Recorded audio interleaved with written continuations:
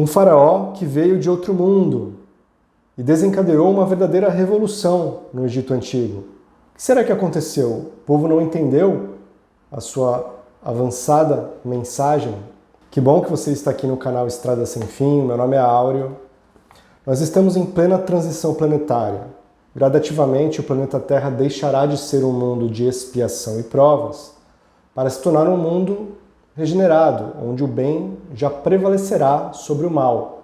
E só terão permissão de permanecer neste planeta os espíritos que já tiverem certas conquistas evolutivas, já terem uma propensão a buscar o bem, a fraternidade, a evolução espiritual. Os que não conquistarem esta sintonia, este patamar de evolução, patamar energético, serão convidados a migrar para mundos mais atrasados, não como punição, apenas uma adequação, porque lá poderão continuar a sua evolução, ajudar o progresso desses mundos. E também não atrapalhar que o planeta Terra avance na sua caminhada evolutiva, porque a evolução não é só com indivíduos, mas com coletividades. E num passado remoto, o planeta Terra já recebeu levas de espíritos provenientes de outros mundos que estavam passando pelo mesmo processo. Espíritos que aqui vieram para acelerar o progresso da Terra. A principal origem desses espíritos foi o sistema estelar de Capela, na constelação do Cocheiro. Capela fica a 44 anos-luz do planeta Terra. E temos essa informação em várias fontes. Uma delas é o livro A Caminho da Luz, de Chico Xavier, ditado pelo seu mentor Emmanuel, publicado em 1939. Emmanuel explica no livro que os espíritos provenientes de Capela se dividiram em 4 grandes grupos. Então temos o grupo dos Árias, que se fixou na região europeia, temos o grupo indiano, que deu origem à civilização hindu, o grupo dos hebreus e a civilização egípcia.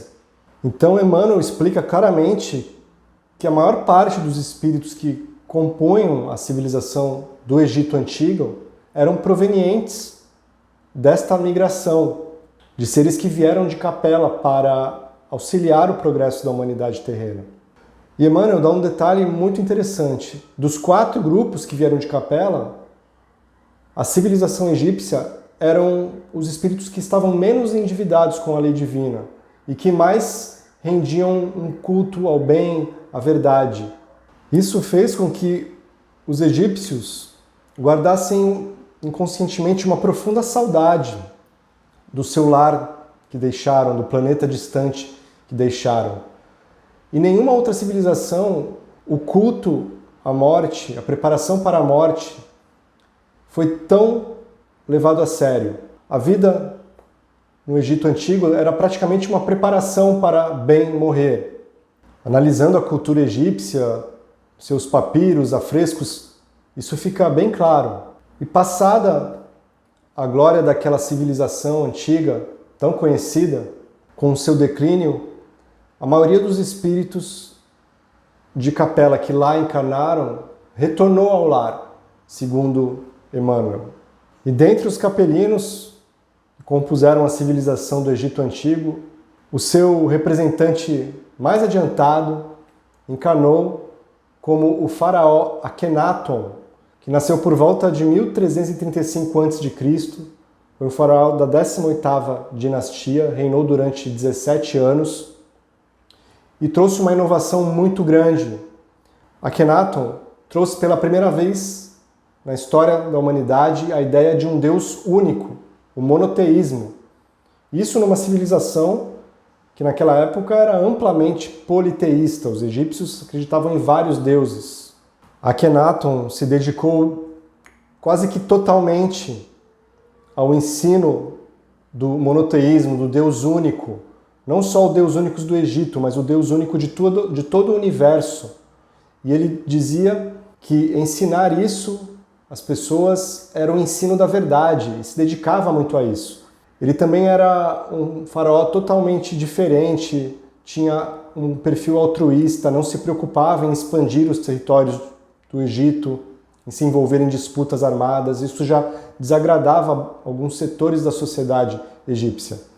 Ele se casou com a sábia Nefertiti e muitas tarefas administrativas do seu reinado, ele deixava com ela para que pudesse se dedicar ao ensino da verdade, como ele dizia. E para vocês terem uma ideia, Akhenaton mudou a capital do Egito de lugar, construiu uma outra cidade, Akhetaton, onde seria a nova capital do Egito, uma cidade feita em homenagem ao Deus único. Ela foi construída em 24 meses.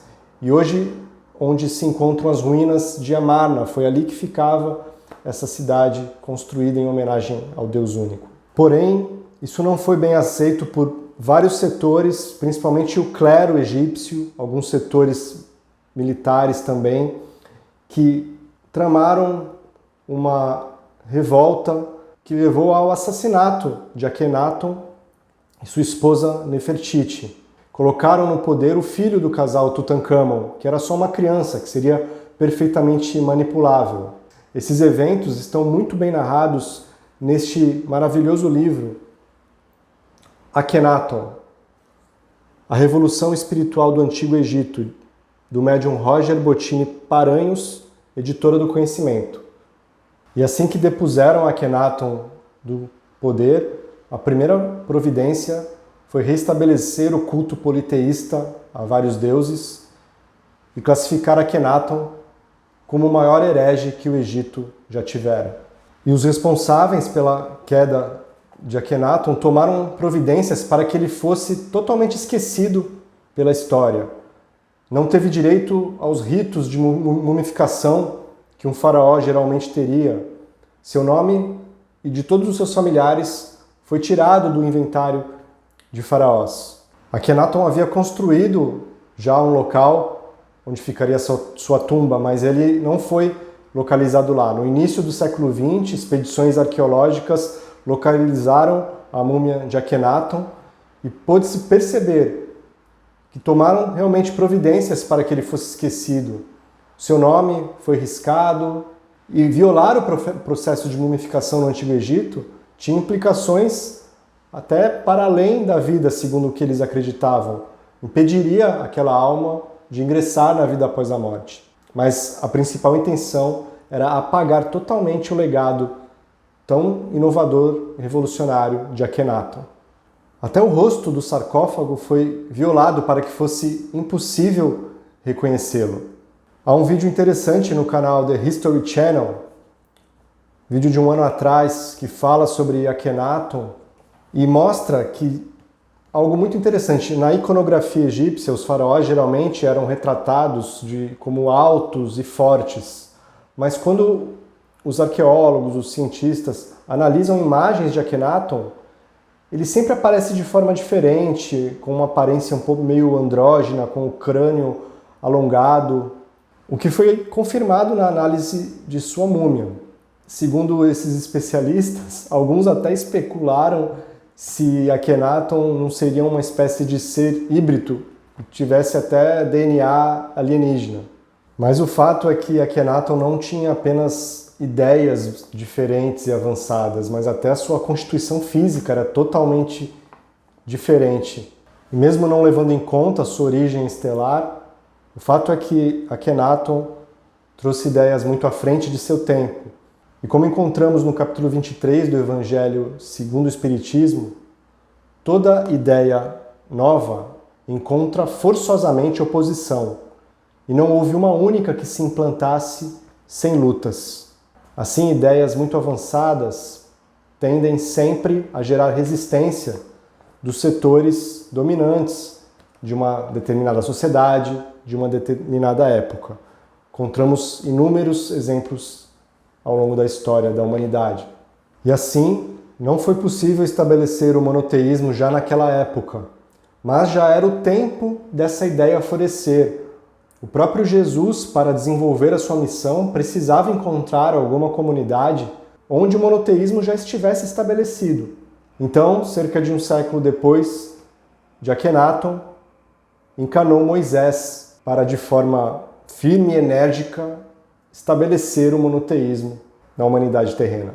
Talvez, se desde lá, da época do Egito Antigo, já tivéssemos aceitado a proposta de Akhenaton, de um Deus único, muitos progressos seriam acelerados na história da humanidade. E a missão desse espírito deixou um legado inspirador para muitos que o seguiram. E ao descobrirem a sua múmia, os arqueólogos encontraram nas proximidades uma placa que continha uma oração que com certeza foi escrita pelo próprio Akhenaton em homenagem ao seu Deus, não apenas o Deus do Egito, mas de todo o universo. E nessa oração ele escreveu: aspiro o leve sopro que do teu espírito emana, e a cada dia contemplo a tua beleza. Quero ouvir a suave voz do teu espírito, assim como o vento do norte, vindo revigorar meu corpo com o teu amor. Imponha-me as tuas mãos, por elas o teu espírito flui, para que eu me revigore e que através dele eu possa viver.